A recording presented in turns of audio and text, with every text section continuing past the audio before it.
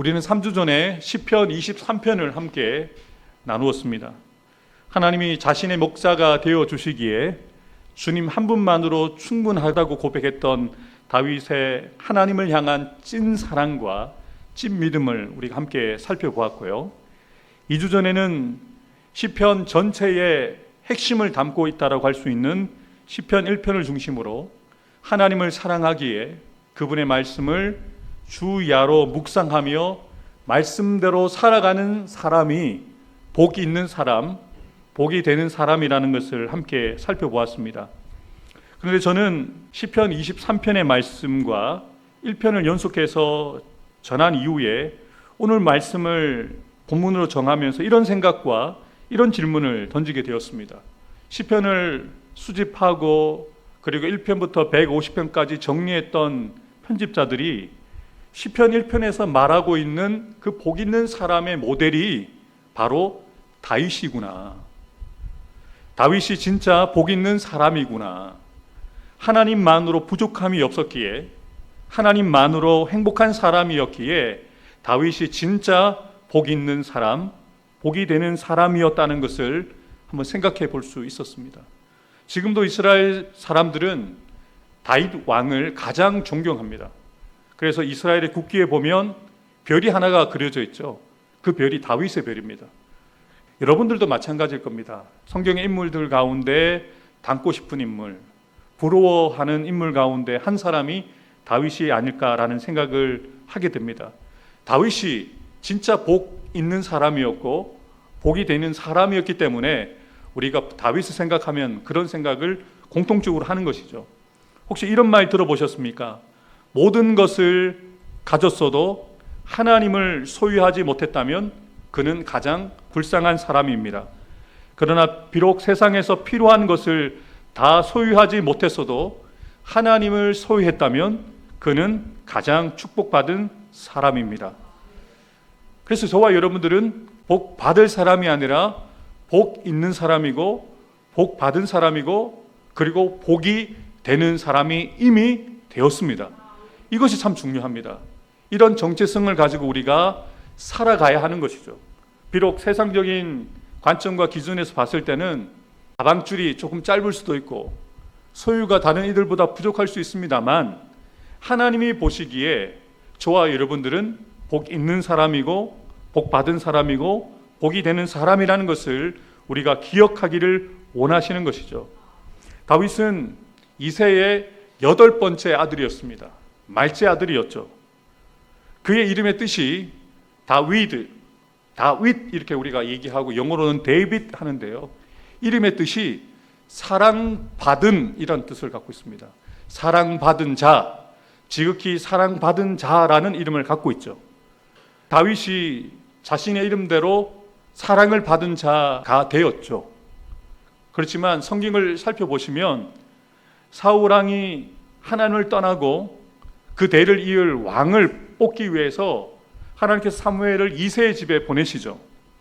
그런데 다음 왕을 선출할 그 자리에 아버지 이새는 다윗을 부르지 않습니다.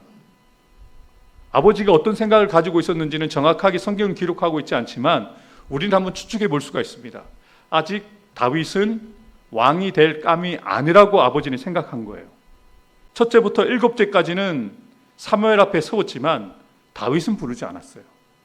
볼품이 없고 아버지 눈에 보기에도 여전히 모자른 다윗이었습니다. 그런데 하나님께서는 중심을 보시기에 사무엘에게 감동을 주시죠. 이 사람이다. 이 사람이 내가 택한 사람이다. 사실은 아버지에게 또 형들에게 무시를 당하는 다윗이었습니다. 이름은 사랑받는 자, 아버지와 가족들에게 사랑받는 자였어야 되는데 사실 가정에서 인정받거나 존중받지 못했습니다. 이스라엘과 블레셋과의 싸움에서 사울 왕이 그리고 군대가 아무것도 하지 못할 때 10대 소년이 여호와의 이름으로 싸우고자 할 때 사울 왕도 주변에 있었던 장수들도 백성들도 그의 형들조차도 다윗을 건방지다고 교만하다라고 혼을 냈죠. 그러면 다윗이 사람들의 기준에서는 관점에서는 모자랐던 사람입니다. 부족해 보였습니다. 그런데 분명한 사실은 하나님께서 다윗을 사랑하셨다는 거죠. 왕이 되기 이전부터, 골리앗을 물리치기 이전부터 하나님은 다윗을 택하셨고 다윗을 여전히 사랑하셨다는 거죠.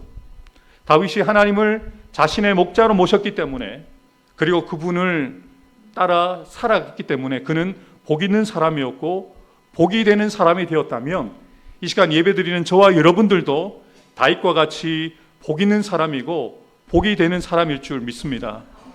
사랑하는 성도 여러분, 제가 한 주간 던졌던 질문인데요, 여러분들도 한번 생각해 보시면 좋겠습니다. 다윗, 하나님의 사랑을 극진히 받는 자라는 뜻을 가지고 있는데, 다윗은 이름대로 그 일생을 하나님의 극진한 사랑을 받으면서 살아왔습니다.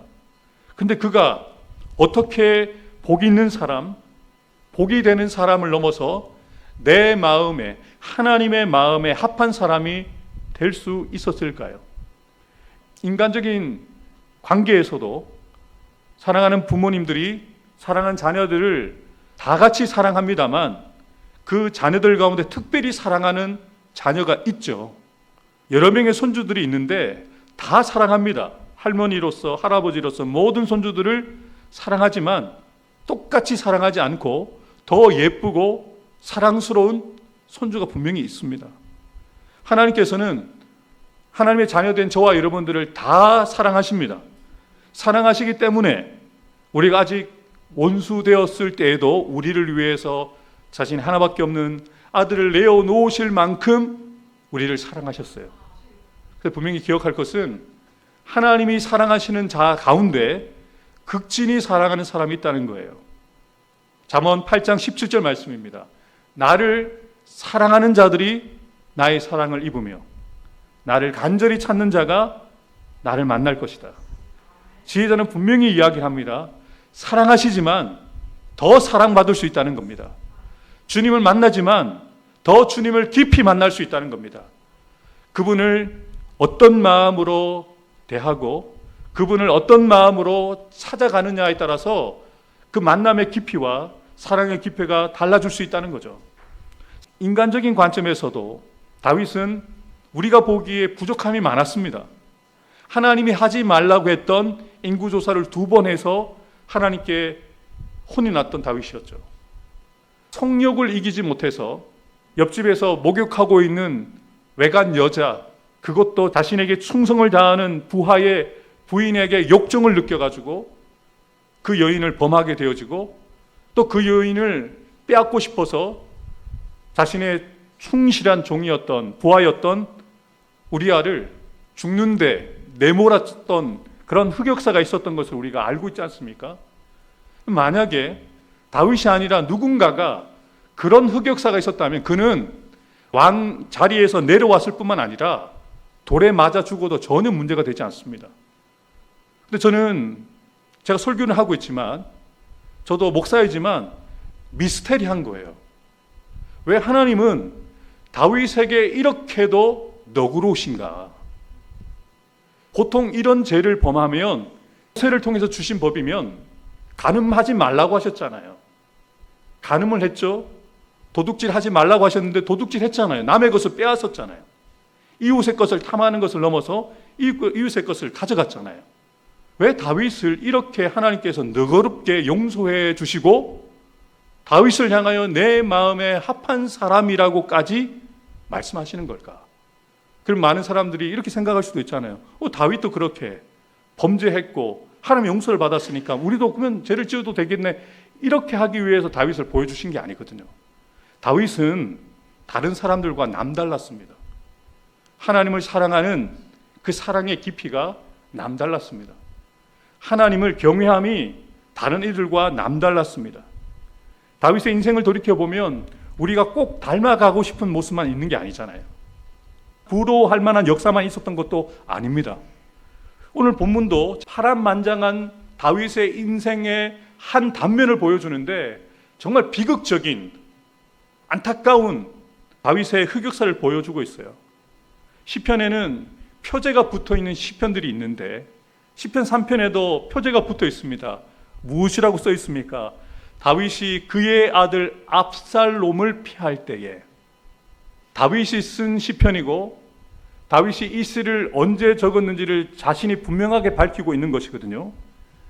다윗이 이 시를 썼던 배경에 대해서 분명히 사무엘상에 기록되어져 있는데 BC 979년경에 자신의 셋째 아들 압살롬이 반란을 일으켜서 자신의 생명을 해하고 왕위를 빼앗는다는 소식 때문에 신발도 신지 못하고 도망가면서 그가 하나님 앞에 드린 기도가 바로 시편 3편입니다. 자, 앞서 우리가 다윗을 존경하고 좋아한다고 우리가 말씀 나눴어요. 저도 많이 좋아합니다. 그런데 다윗과 같이 복이 있고 복이 되고 하나님 마음에 합한 사람이 되기 위해서 이런 과정을 겪어야 된다면 여러분들 그 길을 걸어가시겠습니까? 여러분, 우리는 결과만을 봐요. 그 과정이 있어야 되는 것을 보지 못하거든요. 다윗이 하나님의 마음에 합한 사람이라고 하나님 앞에 인정되기 위해서는 숱한 고난의 과정들을 겪었고 그리고 그 과정을 이겨냈다는 거죠. 시편에서 다윗이 처한 형편이 어떠했는지 다윗의 입술의 고백을 통해서 한번 들어보시죠. 1절입니다. 여호와여, 나의 대적이 어찌 그리 많은지요. 일어나 나를 치는 자가 많으니이다. 많은 사람이 나를 대적하여 말하기를 그는 하나님께 구원을 받지 못한다 하나이다. 다윗이 이렇게 얘기하는 거예요. 나를 대적하는 사람들이 너무 많다는 거예요. 이제는 자신의 아들까지 아버지 된 다윗을 죽이려고 하니까 사람들이 비꼬면서 이야기하는 거죠. 저 사람 하나님께 버림을 당한 사람이다. 다윗은 하나님께 구원받지 못할 사람인가 보다. 사람들이 함부로 이야기하기 시작해요. 특별히 다윗에 대해서 부정적인 생각을 갖고 있었던 사람들이 더더욱 그랬죠. 다윗의 상황을 잘 표현할 수 있는 사자성어를 한번 생각해 보았습니다. 외우내한, 안팎으로 근심과 환란이 끊어지지 않는 상태, 사면초가, 아무에게도 도움을 지지를 받을 수 없는 고립된 상태, 진퇴양난, 이러지도 저러지도 못하는 곤란한 상황, 설상가상, 어려운 일이 불행이 겹쳐서 계속 일어나는 상황. 한 가지만 우리에게 주어져도 우린 감당할 수가 없을 겁니다. 앞을 알 수 없는, 앞으로 나갈 수도 없고 뒤로 물러날 수도 없는 그런 절체절명의 위기를 만났다면 저와 여러분들 어떻게 반응했을까요? 이 상황에 대해서 포기해버리고 또 극단적인 선택을 할 수도 있었겠죠. 소극적인 태도로 두려워하고 당황하여서 숨기도 하고 피하기도 하겠지만 적극적으로는 이 상황에 대해서 하나님을 원망하고 불평할 수도 있었겠죠. 그런데요, 하나님의 마음에 합한 다윗은 그렇지 않았습니다. 자신의 이 절망적인 뜻밖의 형편과 상황을 바라보지 않습니다. 눈으로 보긴 하죠. 대적들이 보이니까, 자신을 따라오는 군사들이 보이니까 있는 그대로 표현했잖아요. 얼마나 많은 대적들이 나를 치려고 하는지 눈으로 봅니다만 다윗은 자신을 비난하고 조롱하며 죽이기 위해서 둘러싼 대적들에게 자신의 마음을 쏟지 않습니다. 다윗은 오히려 그 극한 상황 속에서도 오직 하나님께 눈을 드는 거죠. 오직 하나님을 찾고 구하고 있습니다. 이 시편 3편은 시이지만 다윗의 기도입니다. 절체절명의 순간에 하나님 앞에 부르짖는 다윗의 중심으로 드리는 기도입니다. 여러분들은 어려움 당할 때, 여러분들이 해결할 수 없는 문제를 만났을 때 누구를 먼저 찾으십니까? 누구에게 먼저 전화를 하십니까? 누구를 먼저 찾아가십니까? 그 사람이 여러분들에게 가장 소중한 사람이고 여러분에게 도움이 되는 분이겠죠. 다윗은 지금 다른 분에게 도움을 구하지 않습니다. 다른 분을 찾지 않습니다. 하나님을 찾습니다. 하나님을 구하고 있습니다. 이런 극한 위기의 순간에 환난 가운데서 자신이 가지고 있는 그 능력, 자신이 갖고 있는 그 권력을 의지하거나 자신의 주변에 있는 그래도 자신 편에 서 있는 다른 사람들에게 도움을 구하는 것이 아니라 하나님만을 바라고 하나님께만 간구하고 있다는 것이죠. 지금 다윗이 눈에 보고 있는 현실은요, 자신이 사랑하는 아들, 셋째 아들 압살롬의 반역으로 목숨을 잃을 절체절명의 순간입니다. 그렇지만 다윗은 그 절체절명의 순간, 급박한 순간에도 다윗은 이 한 가지를 기억하는 거예요. 하나님께서 자신에게 주신 언약을 기억하는 거예요. 하나님께서 다윗과 세운 다윗의 언약이 있거든요. 다윗을 왕으로 세우시겠다고 하실 뿐만 아니라 자신의 대를 이어서 그 왕위가 이어지게 하시겠다는 하나님의 그 언약을, 약속의 말씀을 기억하면서 하나님 앞에 부르짖고 기도하고 있다는 것이죠. 여러분, 다윗에게 하나님은 어떤 분이었습니까? 앞서 설명드린 것처럼 자신의 아버지와 형들에게조차 인정받지 못했고 온전한 사랑을 받지 못했던 자신을 사울을 대신할 왕으로 하나님이 찜하시고 선택하실 뿐만 아니라 그의 후손으로 대를 이어서 왕위를 이어가도록 언약을 주신 분이십니다. 그래서 다윗은 이러한 여호와의 언약을 기억하면서 신실하신 하나님께서 그 언약을 지켜주실 것을 간구하면서 그 언약의 말씀을 의지하여 지금 기도하고 있는 것이죠. 우리 3절부터 6절을 우리의 고백으로 함께 드려보겠습니다. 다 같이 읽겠습니다. 여호와여, 주는 나의 방패시요 나의 영광이시요 나의 머리를 드시는 자이시니이다. 내가 나의 목소리로 여호와께 부르짖으니 그의 성산에서 응답하시는도다. 셀라. 내가 누워 자고 깨었으니 여호와께서 나를 붙드심이로다. 천만인이 나를 애워싸 진친다 하여도 나는 두려워하지 아니하리이다. 아멘. 지금 다윗이 무엇이라고 고백하고 있냐면 이런 절체절명의 위기의 순간에도 잠이 온다는 거예요. 누워 자고 깨고 있다는 거죠. 믿는 구석이 있는 거죠.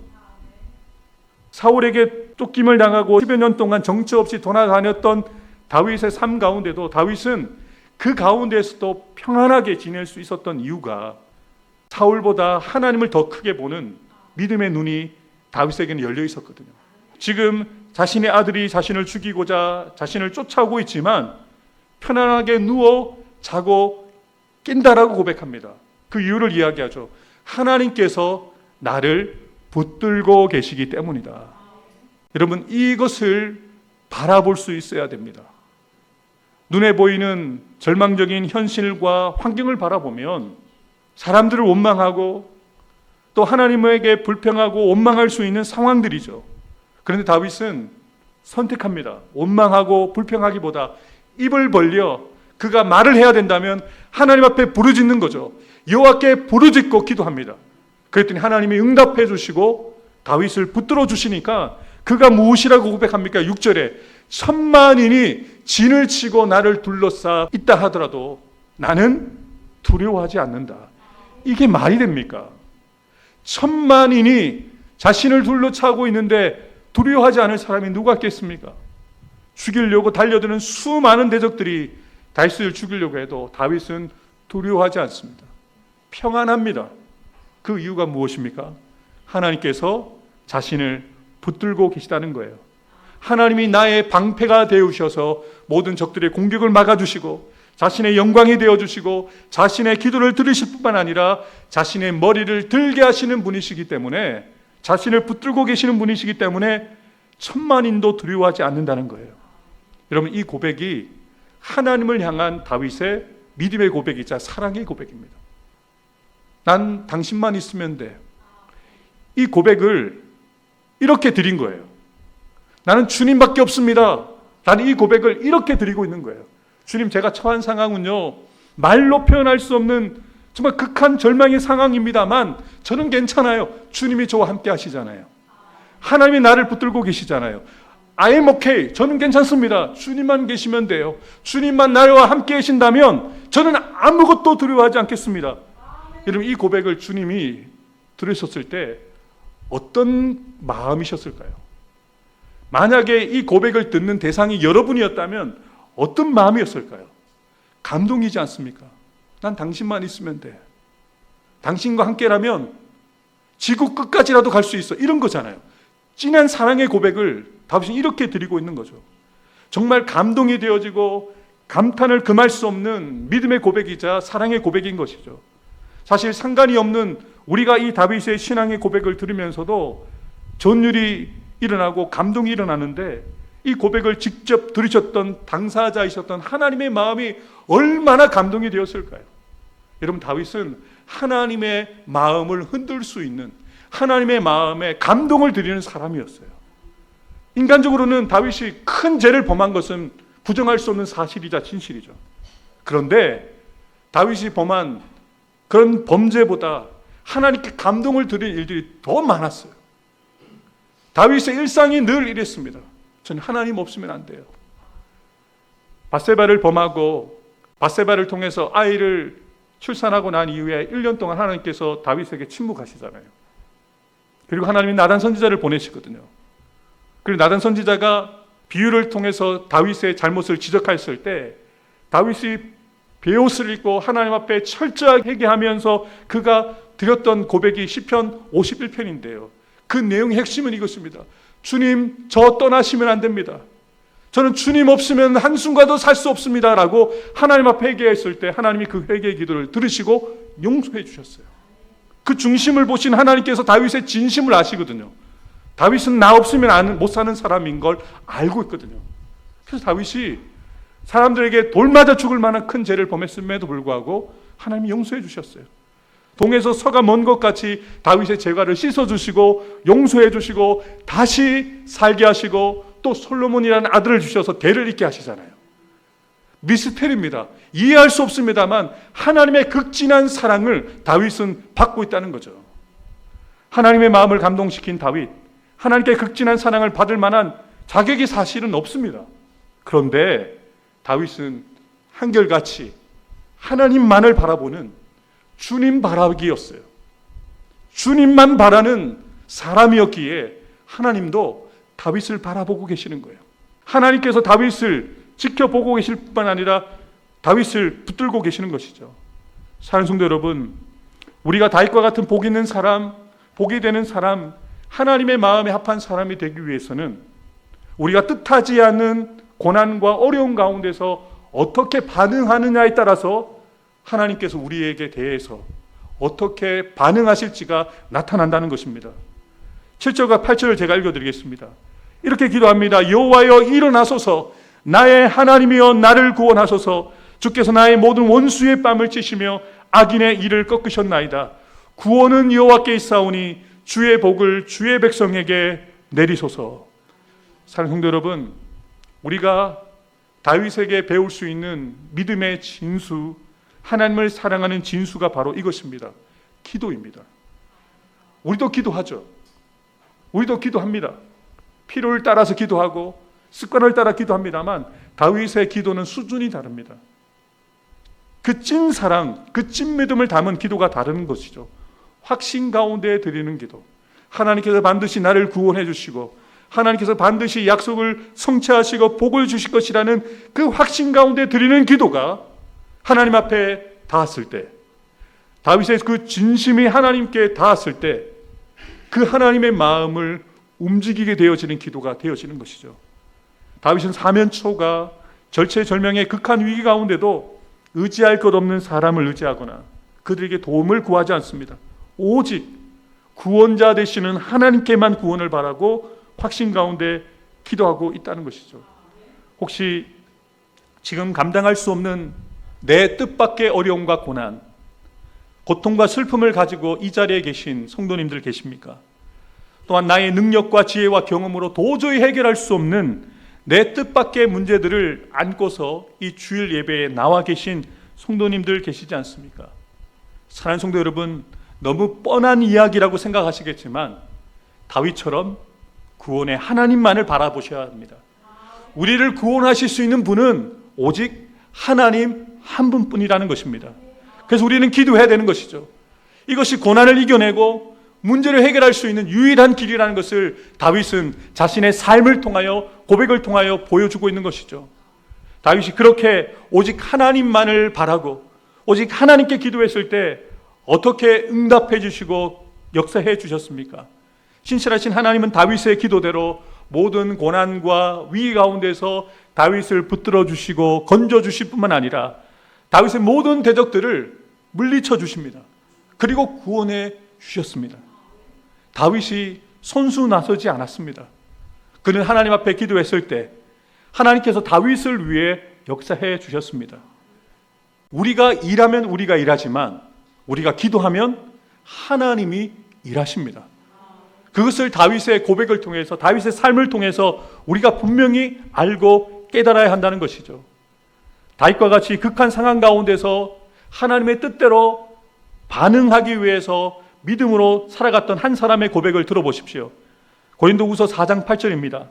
우리가 사방으로 우겨쌈을 당하여도 쌓이지 아니하며 답답한 일을 당하여도 낙심하지 아니하며 박해를 받아도 버림받지 아니하며 거꾸로 뜨림을 당하여도 망하지 아니하고 우리가 항상 예수의 죽음을 몸에 짊어짐은 예수의 생명이 또한 우리 몸에 나타나게 하려 함이라. 사도 바울은 사방으로 우겨쌈을 당하는 것 같은 사면초가의 위기를 만났거든요. 그런데 답답하지 않다는 거예요. 낙심하지 않는다는 거예요. 오히려 예수의 죽음을, 십자가를 몸에 짊어지며 오늘 살아간다라고 고백하는데요. 그 이유가 무엇입니까? 7절에 고백하고 있습니다. 우리가 이 보배를 질그릇에 가졌으니 이는 심히 큰 능력은 하나님께 있고 우리에게 있지 아니함을 알게 하려 함이라. 사랑하는 성도 여러분, 우리에게 능력이 있는 것이 아닙니다. 하나님께 능력이 있습니다. 하나님께 우리를 구원하실 수 있는 능력이 있기 때문에, 질그릇 같은 우리가 예수 그리스도를 담고 있기 때문에 우리를 구원하실 수 있는 능력이 우리 가운데 나타난다라고 분명하게 사도 바울은 고백하고 있는데요. 계속해서 우리 16절부터 18절을 함께 읽어보도록 하겠습니다. 그러므로 우리가 낙심하지 아니하노니 우리의 겉사람은 낡아지나 우리의 속사람은 날로 새로워지도다. 우리가 잠시 받는 환난에 경한 것이 지극히 크고 영원한 영광에 중한 것을 우리에게 이루게 함이니 우리가 주목하는 것은 보이는 것이 아니요 보이지 않는 것이니 보이는 것은 잠깐이요 보이지 않는 것은 영원함이라. 아멘. 다윗과 사도 바울의 공통점을 발견하시겠습니까? 눈에 보이는 대로 반응하지 않습니다. 믿음으로 바라봅니다. 저와 여러분들은 보는 대로 바라보는 자들이 아니라 믿음으로 바라보는 자들입니다. 믿음의 눈이 열려야 돼요. 우리가 만나고 경험하게 되어지는 고난은 잠시입니다. 그런데 우리가 누리게 되어질 하나님 나라의 영광은 영원하다는 것이죠. 잠시 있을 고난 때문에 하나님을 떠나거나 하나님을 원망하고 불평하지 않습니다. 영원한 것을 바라보면서 사도 바울도 고난을 넉넉하게 이겨내는 것이죠. 다윗도 마찬가지입니다. 자신의 지금 하루가 어떻게 될지 모르지만 자신의 아들에게서 자신의 생명을 빼앗길 수 있는 위기 가운데에서도 그것을 바라보지 않잖아요. 그 이면에 계시는 하나님을 바라보고 있는 다윗의 모습을 기억합니다. 함께 본문 6절 말씀을 함께 읽겠습니다. 천만인이 나를 애워싸 진친다 하여도 나는 두려워하지 아니하리이다. 아멘. 이 고백이 저와 여러분의 고백이 되기 원합니다. 이 고백은 주님께 드리는 사랑의 고백입니다. 하나님, 저는 아무리 힘든 고난과 어려움을 내가 만나게 된다 하더라도 주님만 계시면 두려워하지 않겠습니다. 주님만 계시면 저는 충분합니다 라는 고백으로 주님께는 들릴 거예요. 여러분, 이 말씀을 귀로만 듣지 마시고 마음으로 새기세요. 천만인이 진을 치고 나를 진친다 하여도 나는 두려워하지 않습니다. 왜요? 하나님이 나를 붙들고 계시기 때문에, 하나님께서 나를 구원해 주시기 때문에, 하나님께서 나의 가장 선한 목자가 되시기 때문에 그분 바라보면서 눈에 보이는 문제보다, 나를 괴롭히고 나를 죽이려고 하는 사람보다 하나님을 더 크게 보게 되기 때문에 두렵지 않은 거예요. 믿음의 사람 다윗이 하나님을 인정하고 바라보며 기도하였을 때 위대하신 하나님께서 그를 도우시고 구원해 주셨습니다. 여러분, 다윗, 하나님께 사랑받은 자, 저와 여러분들이지 않습니까? 여러분들을 위해서 예수님을 이 땅 가운데 보내시고 그 예수님의 그 십자가의 구속의 은혜를 받았기에 저와 여러분들이 오늘을 살아가는 다윗, 하나님께 사랑을 받은 자들입니다. 이제는 우리가 하나님의 사랑을 받은 자답게 눈에 보이는 대로 힘들면 힘들다고 투정 부리지 마시고, 고난과 어려움 당할 때 불평하고 원망하지 마시고, 눈을 들어서 믿음의 눈을 열어서 영적인 영안이 열려서 주님을 바라보시는 저와 여러분들 되기를 주님의 이름으로 축복합니다. 나를 사랑하는 자들이 나의 사랑을 잊고 나를 간절히 찾는 자가 나를 만날 것이라는 약속의 말씀 붙들고, 주님, 이미 내가 주님의 사랑을 받는 자이지만 더 큰 사랑 받는 자 되기 원합니다. 더 큰 은혜를 받는 자 되기 원합니다라고 주님을 더 찾으십시오. 주님을 더 구하십시오. 오직 주님밖에 없다라고 미어달리고 기도하는 저와 여러분들 되기를 주님의 이름으로 축복합니다. 기도하겠습니다.